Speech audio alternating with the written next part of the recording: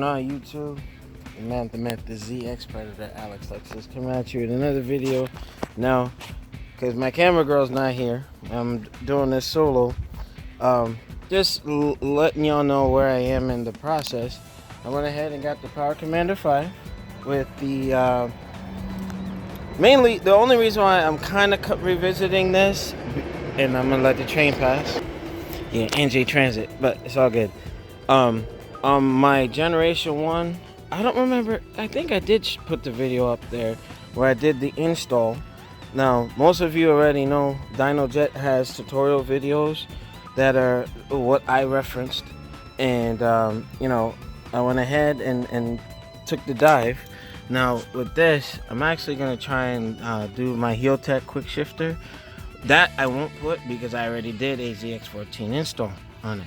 But with this, I went ahead and did the bypass for the harness. So most of you should know, I mean, it was kind of hard to get in there, but also the crank position harness, that's different from the Generation 1 to 2 because the Power Commander 5 controls so much more.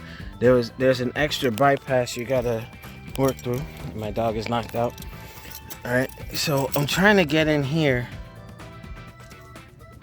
but as you can see, that is kind of hard to get to. But with that, once I have that in there, the Power Commander 5 will be already set up. But the main reason why I did the video is I went ahead and got the map selector switch. Now, the guy I purchased this from up in New York, he already had Extreme Machines do a Brock's race map on mode setting 2, and I have a 0 map for setting 1, so that what Don Gould did to the ECU, I could use that for the street. And then here's the switch itself. Now, it does retail a bit high. I don't know why it was that much, but it is what it is. But now I can go between pump gas and MR12 or race fuel settings. So that's where Maselli from Extreme Machines is gonna really help me out. But I thought it was a harder install. The only thing I'm still struggling with is the crank position wire bypass, because it's kind of like and here's the thing, between the Gen 1 and 2, they have all these extra sensors, and I see this airbox thing over here and all that, so it's a lot more going on here. But once I have that, you know, taken out and bypass, that will conclude the Power Commander install. But down the pipe, like I said, I'm going to do the Quickshifter and then my Brembo clutch. That's the direct match to the Brembo master cylinder that came with the bike. Natively, you'll get the Nesson clutch, you know, but I like my stuff dress right dress for my military brothers. Hoorah! So yeah, this is just a little log, you know, but that's where I'm at, trying to get Zeus some extra juice, because I will admit, you know, now these 1000s are doing what this bike is doing, you know, out of the factory. So respect to BMW, respect to Suzuki, Kawasaki with the RR, you know, pulling some massive numbers. Maybe the days of the Busa in the 14 maybe going away. Maybe this might be the final generation for it, who knows. But just wanted to log this. I should be done with it, you know, but make sure you rate, comment, subscribe, and hit that notification bell to get notified of all my videos. Major shout outs to Michelle Jackson, aka Philly Bike Fest.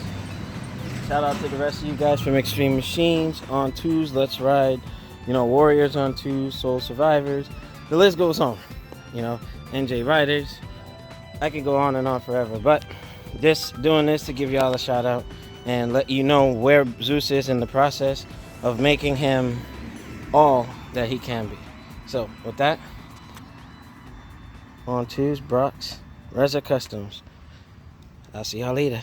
Peace. All right, this is bonus footage. I'm gonna flat out say Kawasaki, you did a big boo-boo. Shout out to Booster Killer. I remember his video talking about doing the spark plug changes. Let me orient you here. There is virtually no space to work. This, putting the quick shifter on here was an arduous, tedious task. Hey, bro, come on now, dog. Come on, man. I could not believe that it was that difficult. No space whatsoever. I got the Healteach harness ready. I'm gonna get the sensor bolt installed, but my freaking goodness, it's a cluster in there. I had to take hoses out. I'm still trying to get this one in. I know that the Ghoul disabled the fogger. I'm thinking I'm just gonna like remove it because there's like literally no space to work. That was extremely difficult.